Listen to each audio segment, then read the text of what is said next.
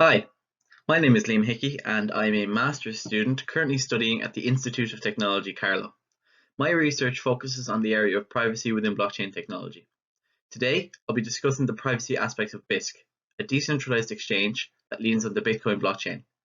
Specifically, I'll be talking about the privacy concerns surrounding participation in the Bisq DAO from a blockchain analysis point of view. So to break down what we'll cover, this presentation is split into 4 sections: the introduction, an outline of Bisq, our analysis, and finally conclusions. Introduction. Since its inception, Bitcoin has been operated with a focus on decentralization.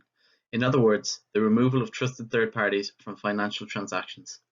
This is achieved through the implementation of the Bitcoin blockchain, a publicly accessible ledger in which all Bitcoin transactions are recorded.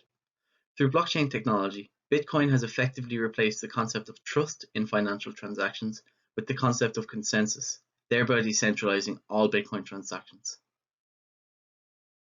So as we've already laid out, when viewed in isolation, Bitcoin transactions are decentralized. However, there remains the issue of trading between Bitcoin, fiat currencies, and other cryptocurrencies. Oftentimes, the entry points to many cryptocurrencies are not decentralized.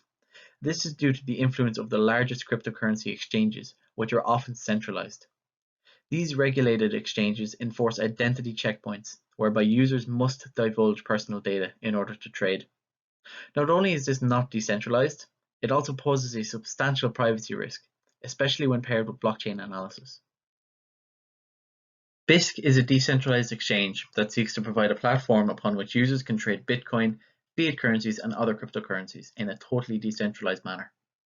Bisq uses an order book style protocol that allows users to trade with each other without trusted third parties or identity checkpoints. Additionally, Bisq is entirely open source and community driven. Bisq relies on its own peer-to-peer network and the Bitcoin blockchain to operate, and this reliance on the Bitcoin blockchain is where Bisq falls under the purview of blockchain analysis. We specifically examined the Bisq DAO, which is responsible for decentralizing the governance of Bisq. The Bisq DAO relies on the Bitcoin blockchain to support its operation, and as such, our analysis falls into the category of blockchain analysis. So a brief overview of the methods we use is useful. To analyze the Bisq DAO's footprint on the Bitcoin blockchain, we specifically employ address clustering heuristics, which are a cornerstone blockchain analysis technique. Address clustering is defined as the use of heuristics to partition a set of addresses observed on a blockchain into address clusters that are likely controlled by the same participant. Bisq, the Bisq DAO, and address clustering. Bisq is a decentralized exchange, or DEX, that seeks to decentralize all aspects of its operation, from its trading protocol to its governance. Bisq clients connect to Bisq's peer-to-peer network over Tor in order to trade directly with each other without the involvement of a trusted third party. Bisq facilitates trading many forms of cryptocurrency and fiat currencies, with Bitcoin acting as a trade axis. All trades either buy or sell Bitcoin in exchange for another asset. At the time of our analysis, Bisq has been used to complete over 60,000 trades. This slide is a screenshot of the Bisq software on the market screen, showing offers to buy and sell Bitcoin in exchange for US dollars, alongside some useful trade information. Our analysis specifically focuses on the Bisq DAO, the component of Bisq responsible for decentralizing its governance and finance functions. The Bisq DAO, which launched in April 2019, performs many functions to manage Bisq's operation. Some of those functions are listed here, such as allowing Bisq DAO participants to both make and vote upon proposals relating to Bisq, allowing Bisq contributors to be compensated or paid for their work, allowing Bisq DAO participants to assign roles within Bisq, and allowing users to list assets for trade on Bisq, such as a new cryptocurrency. The Bisq DAO relies on the Bitcoin blockchain to achieve this level of functionality in a decentralized manner, thereby falling into the domain of blockchain analysis. This brings us neatly to our next slide, which describes in more detail how the Bisq DAO actually functions.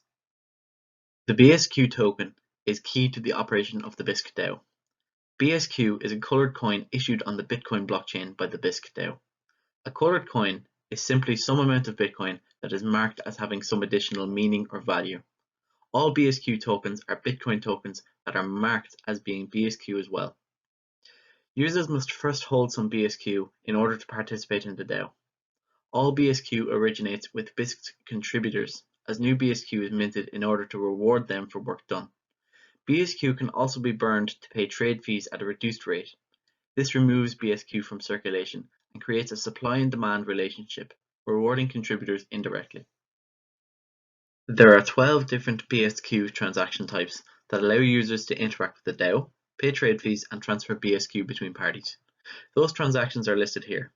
Detailing just a few of these transaction types, transfer transactions allow holders to transfer BSQ between addresses, trade fee transactions allow holders to pay Bisq trade fees at a reduced rate, and compensation requests mint new BSQ to contributors.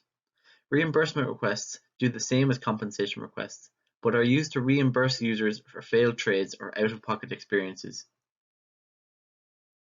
While Bisq generates a new BSQ address between every transaction, most of these transactions are actually self-transfers.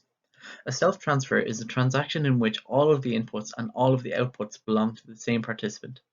Most BSQ transaction types meet this criteria. Take a trade fee transaction, for example.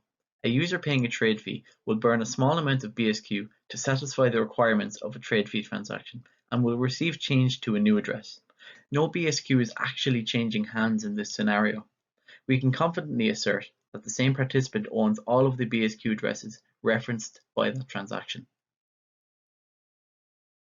This slide shows a list of all the BSQ transaction types and whether or not they are self-transfers.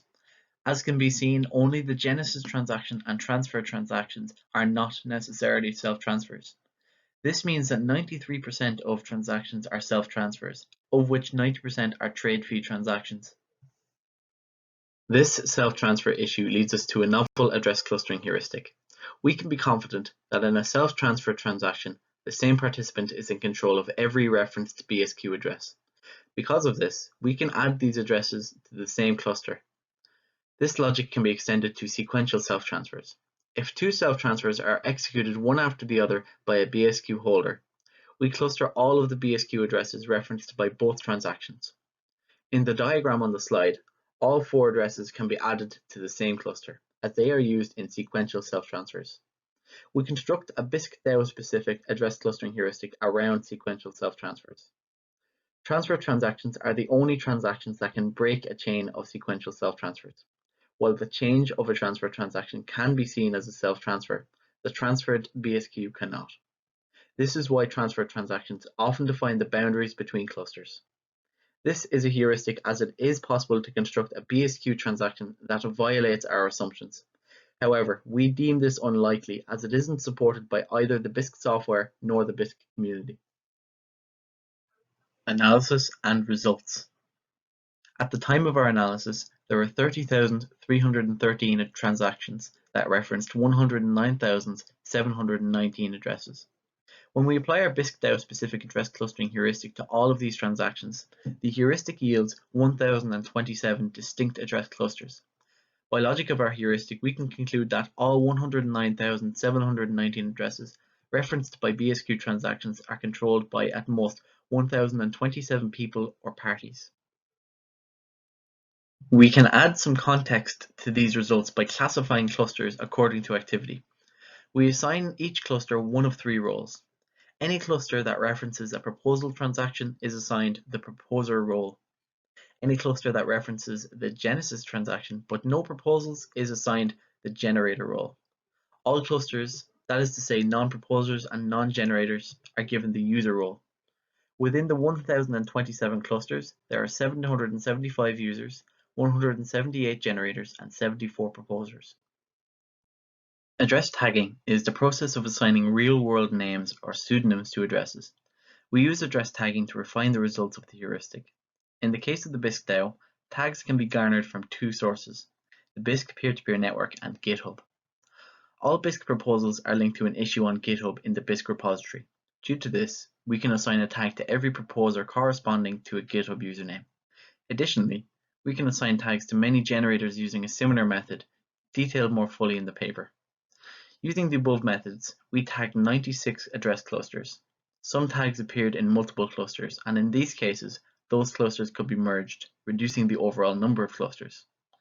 After merging clusters with shared tags, we observed the number of clusters reduces from 1,027 to 1,015. 84 of which are taggable. We also found that 4 clusters were assigned 2 conflicting tags. However, we suspect that these clusters represent participants operating under multiple aliases, as in one case the tags were yielded from compensation requests for overlapping translation work.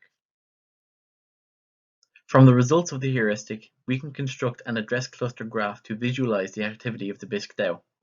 On the slide is a segment of this graph showing the largest BSQ transactors. Red vertices represent proposers, blue vertices represent generators, and white vertices represent users. Each edge shown on the graph represents transactions that exceeds 3000 BSQ. Using the heuristic results and the graph representation of the largest transactors, we can analyze the flow of BSQ between users and classify it. The graphic on this slide represents the breakdown of transfers between roles. We break down users into 2 categories. Proposers and generators are merged into one category, colored blue and red, while users are still white. The largest flow of BSQ is from proposers and generators to users at 46.35% of all transfers, despite proposers and generators making up less than 25% of clusters. In fact, proposers and generators are involved in 70% of all transactions. Conclusion. To summarize the presented paper, we have demonstrated the privacy cost of Bisq DAO participation from a blockchain analysis perspective. We have highlighted the self-transfer issue of BSQ transactions, whereby 93% of BSQ transactions are self-transfers. We created a Bisq DAO specific address clustering heuristic that leverages self-transfers to cluster 109,719 addresses into 1,027 address clusters. We reduced this number to 1,015 through address tagging. 9.35% of address clusters can be assigned pseudonyms or real names from GitHub. We also classified users and the overall flow of BSQ according to user role. We propose a number of paths that can be taken to ameliorate this situation, in particular the use of false positives and false negatives. We define a false positive as the heuristic adding an address to a cluster incorrectly. The heuristic relies heavily on the distinguishability of self-transfers, as BSQ transaction types can be identified. If we can introduce ambiguity here, we could possibly render the results of the heuristic unreliable. To this end, we could disguise transfer transactions so that they appear as if they are self-transfers while actually sending BSQ to other users. This would have the effect of grouping 2 separate users into the same cluster, invalidating that cluster and therefore defeating the heuristic. This could be done by disguising transfer transactions as trade fee transactions, where users burn a small amount of BSQ to satisfy the requirements of a trade fee transaction while sending the change to another user. While this solution would defeat the heuristic as it stands, self-transfers can be identified in other ways, and as such, the heuristic can be modified to detect this, rendering this solution non-viable. We can alternatively trigger false negatives in fighting the heuristic. We define a false negative as the heuristic incorrectly separating addresses into different clusters. While false negatives aren't as effective as false positives, they are still useful in this case. We can use an ordinary BSQ transfer transaction to trigger a false negative. If a user were to transfer BSQ to a new address that they control between each self-transfer, this would effectively break any chain of sequential self-transfers. Using transfers in this way would serve to reduce the size of clusters and increase the overall number of clusters. And while smaller clusters aren't necessarily invalid, they are less useful. However, this is a costly solution as it creates transactions that do not need to be made, which entails more fees. This solution could be implemented directly by the Bisq software or included in a sort of best practice guide for privacy-conscious users. In conclusion, the Bisq DAO is an innovative approach to decentralizing the governance and finance functions of a decentralized exchange. However, when viewed through the prism of blockchain analysis from a privacy perspective, it appears vulnerable, which could have a chilling effect on adoption.